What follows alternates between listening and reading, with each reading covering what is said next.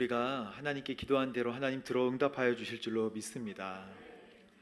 오늘부터 시작하여 3개월 동안 우리 가스펠 프로젝트로 하나님 말씀을 함께 나누려고 하는데요. 오늘 말씀의 제목은 족보에 드러난 약속입니다. 족보를 묻는 것, 너는 누구냐라고 묻는 것이죠. 또 족보에 대해서 이야기하는 것, 그 사람에 대해서 알고 싶어서 묻는 것입니다. 누이 집 아들이지, 누이 집 딸이지 라고 묻는 것은 이 사람은 이러이러한데 도대체 어떤 영향력을 받았지? 앞으로 이 사람의 미래는 어떻게 될 것이지? 가늠해 보고 싶어서 그런 것이죠. 근본적으로 너는 누구냐라고 묻는 것이 너의 족보는 뭐냐라고 묻는 것입니다.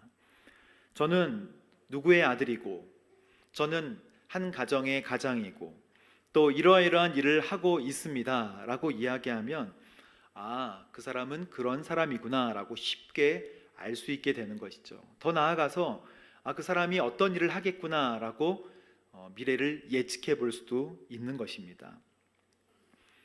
마태, 마가, 누가, 요한복음을 사복음서라고 하죠.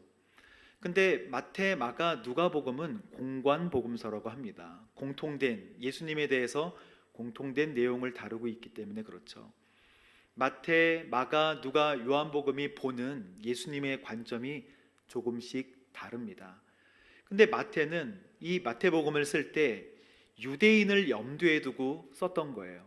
그래서 유대인들이 중요하게 생각하는 족보라는 것, 그리고 유대인이 중요하게 생각하는 그 자손들에 대한 것을 먼저 처음에 기록하기 시작하는 것이죠. 그래서 우리는 성경을 읽어봐야겠다, 이제 성경 통독 좀 시작해야지 하면서 성경을 읽어 나갈 때 걸려 넘어지는 것으로 족보를 생각했지만, 이 족보에는 하나님께서 말씀하시는 세 가지 하나님의 사랑이 담겨 있다는 것입니다. 누가 누구를 낳고, 누가 누구를 낳고, 누가 누구를 낳고 해서 계속 낳고 해서 지루해 보이지만, 이 족보는 세 부분으로 구분할 수 있고 결국 예수님에 대해서 설명하고 있는데, 족보가 말씀하고 있는 족보에서 마태가 이 유대인들에게, 오늘 우리에게 얘기하고 싶은 것은 예수님은 복의 근원이 되시고, 또 예수님은 지금 이 시간 다스리고 통치하고 계시고, 예수님은 절망 가운데서 우리를 구원하고 계신다라는 것을 이야기하고 싶은 것이죠. 그래서 우리 세 가지 말씀을 구분해서 함께 나눠보고자 합니다. 첫 번째, 예수님은 우리의 복의 근원이 되신다. 함께 따라 읽어볼까요? 시작. 예수님은 근원이 되십니다. 예수님이 이제 족보에 나올 때 제일 마지막에 나오시지만, 유대인들에게 중요했던 족보의 이름은 아브라함과 다윗이에요. 아브라함의 자손이고 다윗의 자손인 것을 너무나 자랑스러워했던 것이죠. 아브라함이 족보의 첫 부분에 나오는데, 아브라함과 다윗의 자손인 예수 그리스도의 족보입니다 라고 첫 번째 이야기한 이유는 유대인들이 그만큼 아브라함을 중요하게 생각했기 때문입니다. 예수님이 아브라함의 자손이라는 것은 하나님께서 아브라함에게 주신 복이 예수님과 관계가 있다라는 것을 마태가 이야기하고 싶은 거예요. 그래서 창세기 12장 2절 말씀 함께 읽어보도록 하겠습니다. 시작. 내가 너를 큰 민족으로 만들고 내 이름을 크게 할 것이니 내가 복의 근원이 될 것이다. 이건 하나님께서 아직 떠나지도 않은 아브라함에게 하신 약속인데, 내가 너희 민족을 통해 큰 민족을 만들어줄 것이다. 엄청난 약속이죠. 하지만 이 약속이 있었는데도 불구하고 아브라함은 어떤 자기 아들 하나도 얻지 못해서 이 약속에 대해서 긴가민가했습니다.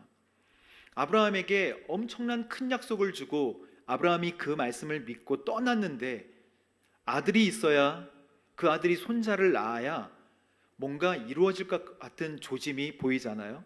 그런데 아무런 조짐이 보이지 않는 거예요. 그래서 아브라함이 창세기 15장에 조금 의심스러운 마음으로 이렇게 고민을 합니다. 하나님은 도대체 나에게 역사하시는 것일까? 그렇게 축복을 해주셨는데 나는 지금 아들 하나도 없는데 내가 하나님의 약속을 이루어 드리기 위해서 하나님의 말씀을 좀 차선책으로 이루어야겠다. 그래서 엘리에셀을 통해 내가 어차피 물려줄 자손을 엘리에셀에게 물려줄 거니까 이 엘리에셀을 통해 복을 이어가라는 뜻이구나 라고 생각을 하고 하나님 앞에 서 있었을 때 하나님께서 아브라함에게 찾아오셔서 말씀하십니다.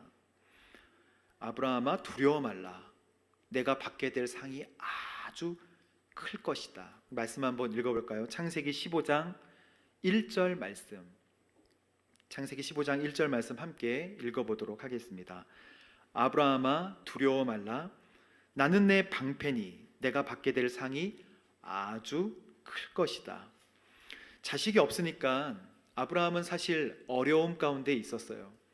뭐를 어떻게 하나님께서 축복을 주시겠는지 알 수가 없었던 것이죠.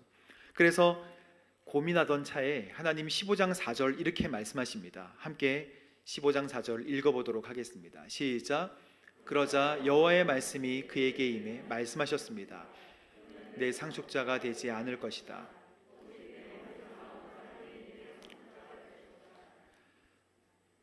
하나님, 제가 차선책을 마련했는데 맞을까요? 하나님, 아니라고 말씀하세요. 오직 너 몸에서 나올 사람이 너의 뒤를 이을 것이다. 이때 아브라함이 뭐라고 얘기했을까요? 하나님, 아들 하나 없잖아요. 얘기하지 않고 아브라함 창세기 15장 6절에 이렇게 말씀하고 계십니다. 시작. 아브라함이 여호와를 믿었습니다. 그를 의롭게 여기셨습니다. 아브라함이 여호와를 믿었습니다. 그래서 그 믿음 때문에 하나님께서 아브라함을 의롭게 여기신 줄로 믿습니다. 환경이 그렇게 보이지 않아도 하나님께서 말씀하시고 약속한 것을 그대로 믿었던 아브라함의 믿음 때문에 하나님께서 그를 의롭게 여기신 줄로 믿습니다. 환경을 바라볼 수 있겠죠. 그리고 환경을 탓할 수도 있겠죠. 하지만 하나님, 아브라함의 그 믿음 보시고 그 믿음 하나로 아브라함에게 큰 민족을 약속해 주신 줄로 믿습니다. 제가 어릴 때 금속 탐지기 이런 거 좋아했어요. 아버지가 금속 탐지기를 사주셨는데 이런 게 있는 줄 몰랐어요. 비싼 게 아니라 5천 원 정도 했었는데요. 이 금속 탐지기를 가지고 방을 이렇게 하니까 불이 들어왔다 나갔다 하는 거예요. 보니까 바닥에 온돌이 있는 걸 알게 됐어요. 그래서 제가 그거 가지고 그 다음부터 놀이터를 어렸을 때 많이 다녔습니다. 놀이터에 그 당시에는 모래였었거든요. 그 철봉에 아이들이 매달리고 가면 아이들 주머니에 동전이 떨어졌어요. 그래서 이렇게 금속 탐지기로 이렇게 긁으면 불이 들어와요. 이렇게 보면 이제 동전이 있는 거예요. 제가 그래서 많이 벌었습니다. 사실 몇백 원밖에 못 벌었지만 그 금속 탐지기가 좋아서 그 놀이터마다 또 철봉 밑에마다 제가 이렇게 하고 다녔던 적이 있었어요. 근데 어느 날 그게 망가진 거예요. 이러면 안 된다. 수입이 끊기는 것이다. 이렇게 생각하고 금속 탐지기를 다시 사달라고 아버지께 이야기를 했죠. 아버지가 다시 사줄게라고 굳건하게 약속을 하셨습니다. 아버지가 약속하시고 나서 매일매일 아버지를 기다리는데 아버지가 이제 오실 때마다 그걸 안 사오시는 거예요. 점점 짜증이 나죠. 그리고 자식으로 막 생떼를 쓰기 시작합니다. 아버지 어떻게 그럴 수 있어요? 오늘도 그렇게. 아버지가 진짜 약속을 하셨어요. 내가 꼭 사올게. 그날 기다렸죠. 아버지 기다리고 아버지가 탁 들어오시는데 서류 봉투를 가져오시는 거예요. 사오셨구나. 사오셨어. 약속을 지키셨어 하고 제가 아버지 서류 봉투를 얼른 뺏어다가 보니까 서류만 있는 거예요.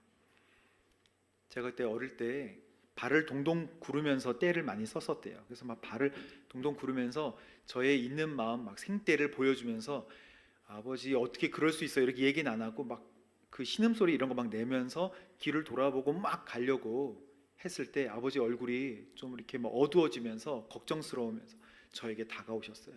그러면서 막 화내면서 가는 저의 손에 5천 원을 딱 쥐어주셨어요. 그것 때문에 그날 풀렸습니다. 근데 그것 때문에 참았죠. 나중에 사 주셨어요. 하지만 제가 그때 이 장면이 기억이 나는 것은 아브라함 창세기 15장을 읽을 때마다 이 장면이 기억이 나는 거예요. 하나님의 성품과 속성은 완전하시고 빈틈이 없고 완벽하신 것이거든요. 그래서 하나님의 손에 들린 것만 보고 손에 들린 것만 구하려고 하면 하나님이 실망하기 쉽다는 거예요. 하나님께서 언제 주실지 시계만 보고 하나님께서 주실 것만 하나님의 손만 바라보게 된다는 것이죠. 제가 아버지의 손만 봤던 것처럼. 하지만 신실하신 하나님을 바라보는 것은 마치 제가 아버지 손을 바라보지 않고 아버지 자체를 기뻐하고 아버지 안 사오셔도 괜찮아요. 오늘 아버지가 편안하게 그냥 안전하게 돌아오신 것만 해도 참 감사합니다 라고 했으면 아버지가 더 빨리 사오시지 않으셨을까요? 마찬가지로 하나님의 성품과 속성을 믿고 그것을 믿는 것이 하나님의 마음을 열고 하나님의 역사를 앞당기는 줄로 믿습니다. 하나님이 시간에 일하시죠. 하나님의 시간에 역사하시는 줄로 믿습니다. 그것은 완벽해요. 한 사람 한 사람에게 개인마다 한 사람 한 사람에게 완벽하게 역사하시는 줄로 믿습니다. 아브라함이 이것을 믿었다는 거예요. 그래서 의심하지 않고 믿었더니 아브라함에게 하나님께서 말씀해 주십니다. 아브라함아, 하늘의 별과 같이 너의 자손을 많이 해줄게. 그래서 하나님, 어떻게 이것을 제가 믿을 수 있겠습니까? 하나님, 저 이거 잘 못 믿겠는데요. 하나님이 그렇게 하늘의 별 가지고 확신을 시켜주세요. 그러면 뭔가 있어야 되잖아요. 그리고 나서 아브라함이 밤에 혼자 그 들판에 앉아 있는데 이제 염소 그리고 뭐 이렇게 동물의 제물 가지고 하나님께 제사를 하나님 말씀하신 대로 제사를 지내기 위해서 준비해 놓고 있었는데 하나님께서는 말씀하지 않으시는 거예요. 하나님께서 조금 전에 말씀하셨는데 또 말씀이 없으세요. 그래서 밤에 꼬박꼬박 졸다가 두려움까지 느낍니다. 내가 이 들판에서 어떻게 되는 거 아닌가? 그런데 하나님께서 아브라함에게 말씀하시는데 이 말씀을 횃불로 말씀하세요. 이게 그 유명한 횃불 언약 아니겠습니까? 동물의 쪼개진 사이로 하나님께서 지나가시는데 이 약속은 굉장히 중요한 약속, 절대 깨어지지 않는 약속을 하나님께서 우리에게 약속하실 때 동물을 쪼개서 하는 약속을 사람들끼리도 했는데 하나님 직접 그 약속을 하신 거예요. 동물의 쪼개짐 같이 만약 이 약속을 지키지 않으면 이렇게 된 것 같이 반드시 지키는 약속이다. 그 동물들 사이로 하나님께서 지나가시면서 횃불로 제물을 태우시는 장면을 아브라함에게 보여주십니다. 그리고 나서 아브라함아, 너의 자손이 보이지 않지만 앞으로 너의 자손은 또 이방 민족에게 끌려가서 포로 생활을 하게 될 것이다. 4대 동안 어려움이 있을 거야. 여러분, 아들도 하나 없고 손자도 하나 없는데 하나님께서는 미래를 이야기하세요. 앞으로 너희 자손은 참 많을 건데 400년 동안 또 힘들게 될 거야. 하나님 이미 다 아시는 줄로 믿습니다.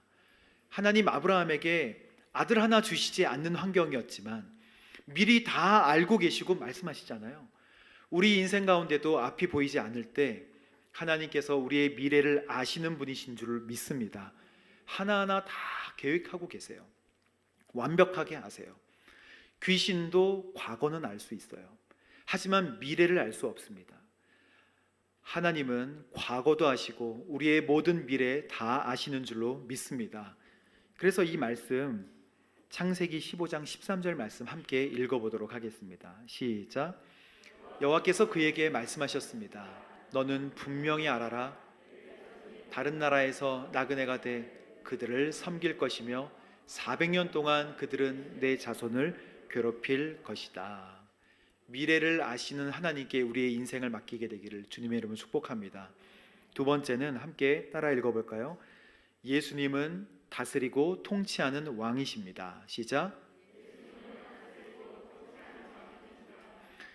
예수님이 족보의 그 다음 끝에 나오시지만 아브라함을 이어가시는 분이시고, 그래서 복의 근원이 되신다는 것. 그리고 다윗이 나오는데, 다윗은 다스리고 통치하는 영원한 왕, 모든 족보의 기준이 되는 왕이에요. 그런데 이 족보에 다윗이 나온다는 것은 예수님이 우리를 다스리는 영원한 왕이 되신다는 것을 마태가 설명하고 싶은 것이죠. 영원한 통치에 대한 약속이 예수님과 관계가 있다라는 것입니다. 그래서 이 족보에는 이 세 가지가 나와 있어요. 예수님께서 영원한 통치자가 되신다는 것은 지금 이 순간에도 다스리고 통치하시는 줄로 믿습니다. 족보에 다윗이 나왔는데, 다윗 그리고 아브라함 둘 다 하나님께서 약속하실 때 어떤 약속들을 주셨냐면, 따라해 보세요. 일방적인 약속.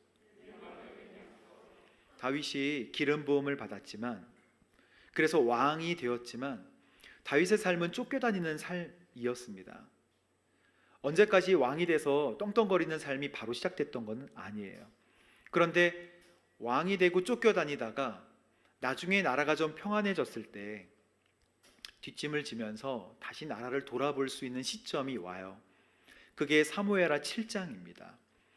그래서 자기 왕국, 백향목 왕궁으로 지은 왕궁에서 이렇게 내려다 보니까 저기 하나님의 성전이 바람에 휘날리고 있는 거예요. 그래서 마음이 좀 안 돼가지고 이제 물어봅니다. 저 나단 선지자님, 왕 곁에는 항상 선지자가 있잖아요.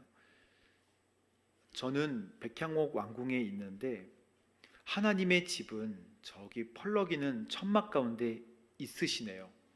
제가 하나님을 위해서 집을 좀 지어도 되겠습니까? 라고 물어봅니다. 나단 선지자가 즉시 대답을 해줘요. 왕이시여, 당신은 하나님과 교제하는, 동행하는 사람이니까 그대로 하십시오. 그리고 이제 나단이 돌아오는데 하나님께서 다윗에게 나타나신 게 아니라 나단에게 나타나십니다. 그래서 이렇게 말씀하십니다. 나단아, 나단아, 내가 이스라엘 백성들을 이끌어내었지, 그 이스라엘 백성들을 이끌어내었을 때부터, 출애굽할 때부터 너희 지파 중에, 너희 나라 중에 누구 하나에게라도 나에게 집을 지어주겠다고 내가 얘기한 적이 있느냐? 내가 너희들한테 집 지어달라 그랬는 적이 있느냐? 이것을 물론 다윗 그리고 내 나라는 아무나 지을 수 없다 이렇게 하시는 하나님의 말씀이겠지만, 저는 이 뒤에 하나님께서 막 기뻐하셨던 것을 봤을 때 하나님께서 정말 기뻐하셨다고 생각합니다. 그런데 다윗은 나를 위해서 집을 지어주겠다고 하네. 내가 이 다윗의 마음을 기뻐한다. 여러분, 아버님이 이렇게 옆방에 계시는데 며느리가 남편에게 아버님 댁에 속삭이면서 아버님 댁에 보일러 놔드려야겠어요 이렇게 얘기하면 그 아버지가 들으셨으면 어떨까요? 아버지가 그냥 입이 이렇게 해서 귀에 걸리실 거예요. 너무 기쁜 얘기죠. 아버님 댁에 보일러 놔드려야겠어요 라고 하면 기뻐하시잖아요. 다윗이 그랬다는 것입니다. 누구 하나 얘기하지 않고 신경 쓰지 않아도 괜찮은 모든 것을 다 가지신 하나님이시지만 생각으로 집 지어드리면 어떨까라고 했던 것을 하나님께서 기뻐하시는 거예요. 그래서 하나님이 기뻐하셔서 막 이렇게 막 말씀하십니다. 날 위해서 그렇게 집을 지어주겠다고 하네. 이제 내가 이 땅의 위대한 사람들의 이름처럼 너의 이름을 위대하게 해주겠다. 사무엘하 7장 9절 하나님께서 막 일방적으로 축복해 주시는 말씀이 이 다음부터 막 나옵니다. 함께 읽어보겠습니다. 시작. 내가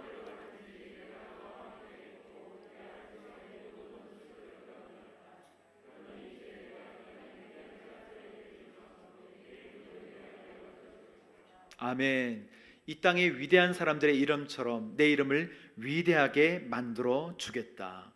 사무엘하 7장 11절에 또 다른 약속이 나오는데 한번 볼까요?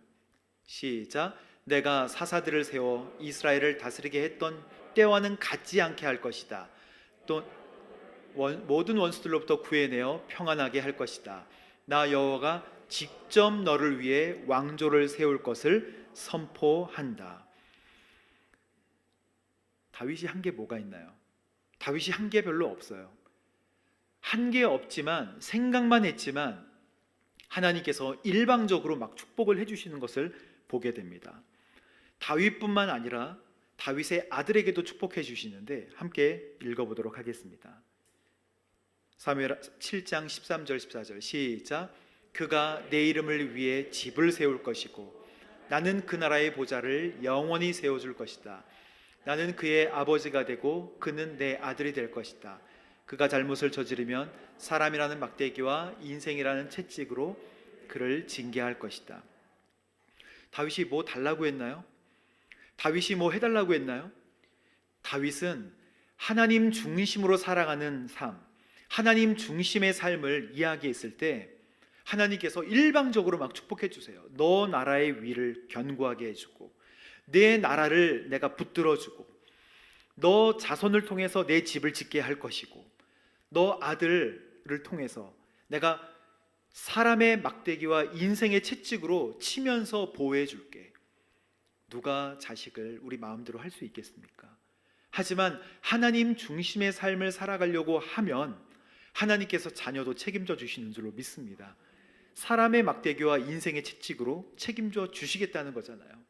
이게 바로 사람들이 존경했던 족보에 나오는 다윗인데, 이 다윗이 받았던 어떤 축복?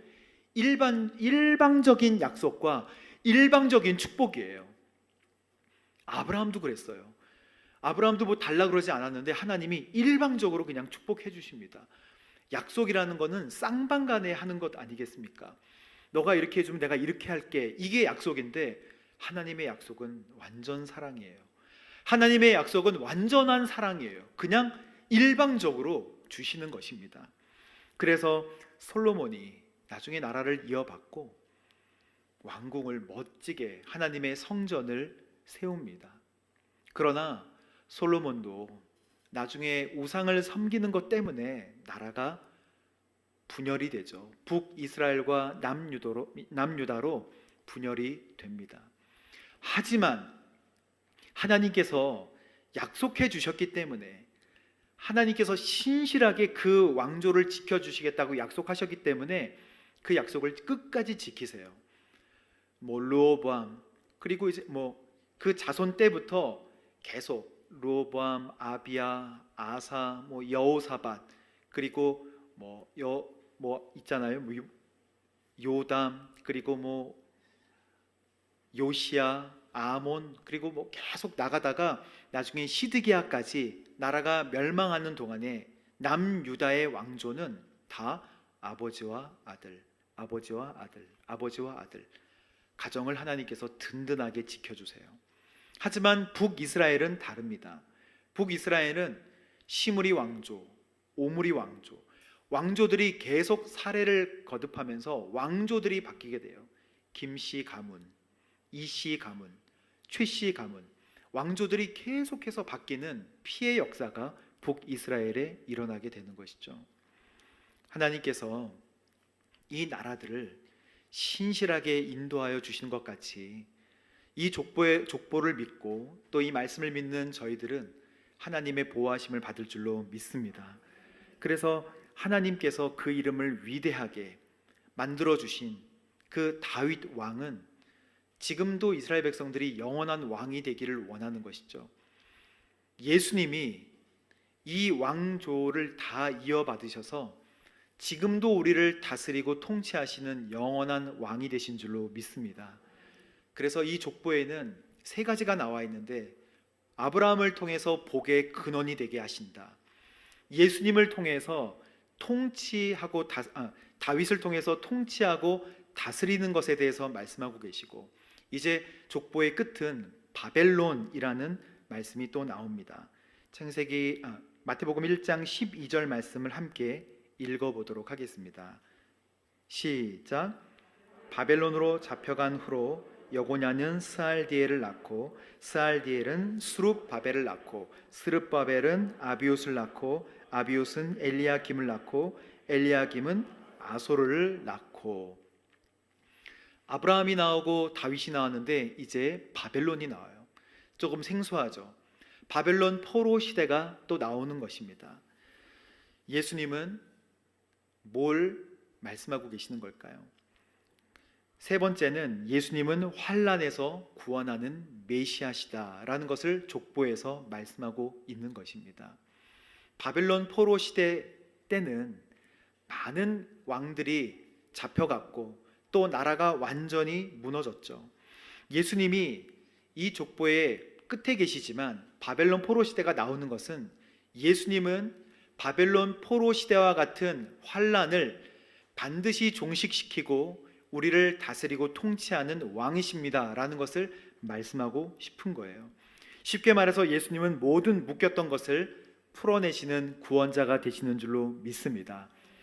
바벨론 포로, 여러분 여호아스, 여호야김, 여호야긴 그리고 시드기야 하고 남유다는 586년에 망하게 돼요. 여러분 나라가 망하면 다 끝 아닌가요? 나라가 망하면 하나님 실패하셨구나. 하나님이 신실하게 지키시는 우리 나라가 망했구나. 하나님이 안 계실 수도 있겠구나 라고 생각할 수도 있잖아요. 하지만 하나님 나라가 망했음에도 불구하고 계속해서 일하시고 계시는 줄로 믿습니다. 망해서 끌려갔는데 수룹바벨을 통해서 성벽을 세우시고 또 다니엘을 통해서 포로 생활 가운데 있는 이스라엘의 백성들이 하나님 섬기는 민족이 될 수 있도록 신실하게 지켜주시지 않습니까? 그리고 에스겔을 통해서 나중에 성전의 모든 것들을 다시 세우고 율법을 다시 정비하고 유월절을 만들고 하는 하나님의 역사가 쉬지 않고 계속된다는 거예요. 다니엘은 하나님께서 보내신 선지자로 물론 왕궁의 그 종으로 열심히 훈련받아서 왕을 섬기는 사람이었지만 왕이 따르는 포도주와 음식을 먹지 않겠다고 결심을 하잖아요. 그러면 목숨이 왔다 갔다 하는 아주 엄격한 그 왕궁에서 어떻게 그렇게 결심할 수 있었을까요? 마음에 이렇게 결심합니다. 깨끗해지기를 결심하고 더럽혀지지 않도록 행동하겠다. 깨끗해지기로 결심하고 더럽혀지지 않도록 행동해야지 라고 결심하고 황관장에게 먹지 않겠다고 이야기하지 않습니까? 결국 다니엘이 지혜와 지식을 얻고 이 나라에서도 완전히 넘버 3 안에 들어서 하나님의 역사 또 하나님의 나타나심을 온전히 증거하는 거룩한 민족으로 백성들을 이끌었던 것을 보게 되죠. 하나님 말씀하고 계시는 줄로 믿습니다. 여러분의 자녀가 다니엘 같은 자녀라고 한번 생각해 보세요. 다니엘 이방 나라에 끌려가서 그 왕궁에 있으면 뭐라고 말씀하시겠습니까? 전화로 말씀하시기를 다니엘아 거기 윗사람 말씀 잘 듣고 절대 거역하지 말고 그 사람 하는 얘기 잘 듣고 너의 건강을 잘 보호하고 안전하게 살았으면 좋겠다. 이게 부모의 마음이잖아요. 어느 부모가 깨끗해지기로 결심하고 더럽혀지지 않기로 행동해서 왕이 주는 음식을 절대 먹지 말아라. 너가 죽든 말든 난 모르겠다. 이렇게 말씀하시는 부모가 어디 있겠어요? 근데 이 다니엘의 믿음은 부모의 믿음을 본받은 것이죠. 어렸을 때 받았던 믿음을 그대로 전수받았던 것이죠. 사랑하는 우리 부모님들 계시면 이 믿음, 이 족보가 가지는 이 믿음을 우리 자녀들에게도 전해주게 되시기를 바랍니다. 이게 바로 믿음이라는 것이죠. 남유다는 586년에 멸망하게 되고 또 바벨론은 539년에 메대와 파사에게 또 나라가 무너지게 됩니다. 하지만 하나님은 많은 선지자를 통해서 다시 이끌어 주시고 하나님께서 원하시는, 물론 400년의 시간이 있지만, 그렇게 나라가 멸망했지만 400년 뒤에 예수님을 통해서 다시 영원한 왕이 되시고 다시 복을 주시고 다시 회복시키는 거룩한 분으로 이 족보에 기록이 되어 있는 줄로 믿습니다. 그래서 우리가 이 족보를 볼 때 이 세 가지를 기억하면서 하나님이 우리를 지켜주시는구나 라고 생각해야 된다는 것이죠. 족보에 드러난 세 가지 약속, 그것이 오늘 저희들에게도 동일한 약속이 될까요? 로마서 4장 23절과 4절 말씀 함께 읽어보도록 하겠습니다. 로마서 4장 23절 24절 시작. 그에게 의로 기록된 것은 아브라함만 위한 것이 아니요 의로 여기심을 받은 우리도 위함이니 곧 살리신 이를 믿는 자니라. 아멘. 하나님께서 아브라함에게 해주셨던 약속, 다윗에게 해주셨던 약속이 오늘 우리에게 동일하게 임하신 줄로 믿습니다. 아브라함도 율법에 의해서 의롭다 하심을 받은 게 아니라 믿음에 의해서 의롭다 하심을 받았죠.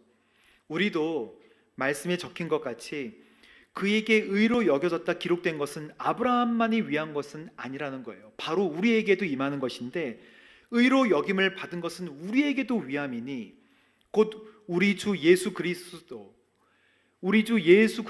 그를 죽은 자 가운데서 살리신 하나님을 믿는 것과 또 예수 그리스도를 믿는 믿음으로 우리도 동일한 약속을 받는 줄로 믿습니다. 이것이 족보를 통한 우리의 정체성 아니겠습니까? 지금 이 족보에 우리의 이름이 기록되어 있지 않다고 뭐 이렇게 하나님 앞에 실망하시겠습니까? 여기에 기록된 줄로 믿습니다. 그래서 우리의 정체성은 너무나 중요한 것이죠. 여러분, 정체성은 행동을 결정해요. 정체성은 영어로 아이덴티티잖아요. 아이덴티티는 행동을 결정합니다. 제가 예전에 소년원에 갔는데요. 제가 소년원에 갔다는 게 아니고요. 소년원에 이제 방문을 했는데, 소년원에 있는 많은 학생들이 이제 햄버거를 먹으면서 저랑 얘기를 나누다가 물어봤어요. 여러분들의 부모님 이야기를 듣고 싶습니다. 엄마 아빠와 좋은 추억이 있던 친구들이 있나요? 물어봤더니 다 고개를 설레설레. 엄마가 다른 남자와 아빠가 다른 여자와 함께, 그러니 가정이 탄탄하지 않은 거예요. 흔들리고 깨지고 무너진 가정들이 너무 많은 거예요. 그러니 아이들은 흔들렸어요. 정체성이 흔들리는 거죠. 내가 누구인지가 어려운 거예요. 그 아이들 잘못이 아닌 거예요. 내가 누구인지가 모르니까 부모님이 나를 하나님 곁으로 인도해 주지 않고 부모님이 부모님 역할을 못하니까 그냥 삐뚤어져 나가는 것이죠. 내가 누구인지 모르면 내가 무엇을 해야 되는지가 알 수가 없는 것이죠. 내가 누구인지 확실하게 알면 내가 무엇을 해야 되는지가 분명해지는 것입니다. 아기를 키우는 어떤 아기 엄마가 있다고 한번 생각해 보세요.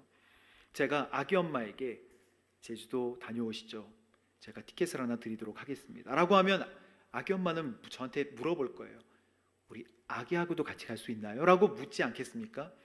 그 아기 엄마의 정체성은 나 누구가 아니고 아기 엄마인 거예요. 그 정체성이 뭘 결정하냐면 행동을 결정합니다. 하나님이 우리를 사랑하시고 나를 창세전부터 계획하시고 지금 이 순간에 나게 하셔서 지금 이 시간도 신실하게 인도하여 주시고 다스리고 통치하신다라는 나의 정체성, 이것이 우리의 행동을 결정할 줄로 믿습니다. 이게 하나님 앞에서 바로 서 있어야 된다는 거예요. 이 족보는 우리에게 그것을 말씀하고 있는 것이죠.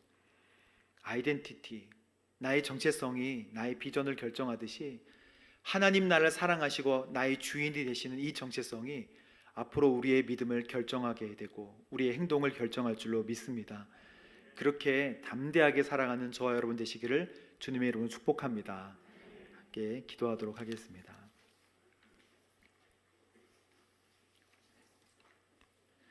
하나님 아버지 감사합니다. 하나님께서 우리에게 주신 예수님이 족보에 기록되어 있었을 때 하나님 복의 근원이 되시고 또 지금 이 순간 또 다스리고 통치하시는 분이시며 또 어려움 가운데서 우리를 구원하시는 메시아인 줄로 믿습니다. 하나님 이 믿음 가지고 마태복음 1장을 새롭게 보고 주님 앞에 담대함으로 나아가는 거룩한 저희들 될 수 있도록 인도하여 주옵소서. 감사드리며 예수님의 이름으로 기도합니다. 아멘.